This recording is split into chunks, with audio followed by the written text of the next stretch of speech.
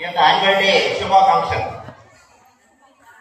ఈరోజు మన యొక్క పాఠశాలలో ఒక పండుగ వాతావరణం నెలకొంది. ఎందుకంటే సంవత్సరంలో చివరి రోజుల్లో జరుపుకునేటువంటి ఒక పండుగలాగా, ఉగాది పండుగలాగానే మన పండుగలాగా ఇక్కడ జరుపుకుంటున్నాం. అది విద్యార్థులకు ఉపయోగంగా ఉంటుంది.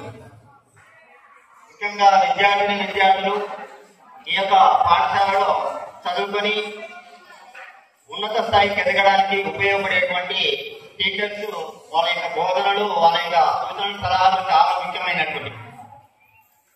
గత కొద్ది రోజుల క్రితం ఎగ్జామ్స్ రాసినటువంటి 10వ తరగతి విద్యార్థులు బాగా మంచిగా రాసినమని అంటున్నారు. మంచి మార్కులతో పాస్ అవుతారని మేము కూడా నమ్ముకుంటున్నాం. అంతేకాకుండా వాళ్ళు ముందు భవిష్యత్తులో టీచర్లు గాను, ఇంజనీర్లు గాను, డాక్టర్లు గాను, లేదా శాస్త్రవేత్తలు గాను, మరి వ్యాపారవేత్తలు గాను, సైంటిస్టులు గాను, ఇట్లా అనేక రంగాల్లో స్థిరపడవచ్చు. వాళ్ళు ఏం చదువుకోవాలనేది ఇప్పుడే ఒక తొలిమెట్టుగా భావించుకొని ఒక నిర్ణయం తీసుకోవాలి. 10వ తరగతి అయిపోయింది, కొద్ది రోజుల్లో రిజల్ట్ వస్తుంది.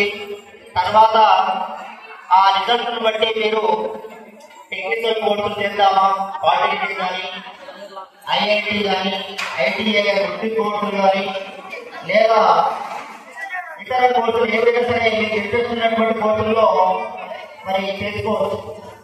మంచి భవిష్యత్తు ఉంది. మీ తల్లిదండ్రులు మీ మీద ఎన్నో ఆశలు పెట్టుకుంటారు. మా పిల్లలు గొప్పవారు కావాలి, ఉన్నత స్థాయిలో ఎదగాలి, మరి ఉన్నత ఉద్యోగాల్లో స్థిరపడాలని ఒక ఆశయాలు పెట్టుకుంటారు. మీ ఆశయాలకు అనుగుణంగా మీరు నడుచుకోవాలి. మరి ఈ విధంగా ప్రాక్టీస్ చేసుకోవాలి.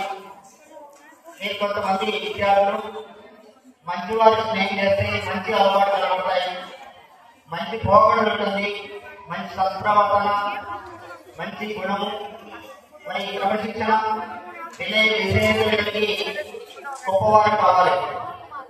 ఒకసారి మాజీ ప్రధానమంత్రి జవహర్లాల్ నెహ్రూ గారు ఒక సందేశంలో చెప్పుకున్నారు, ఎక్కడైనా ఏ ప్రాంతమైనా, ఏ రాష్ట్రమైనా, ఏ దేశమైనా బాగుపడాలంటే అక్కడ నడుస్తున్నటువంటి విద్యా సంస్థల వల్ల, చదువుకున్నటువంటి విద్యార్థుల వల్ల గొప్ప స్థాయిలో ఎదుగుతారని ఒక సందేశంలో చెప్పుకున్నారు.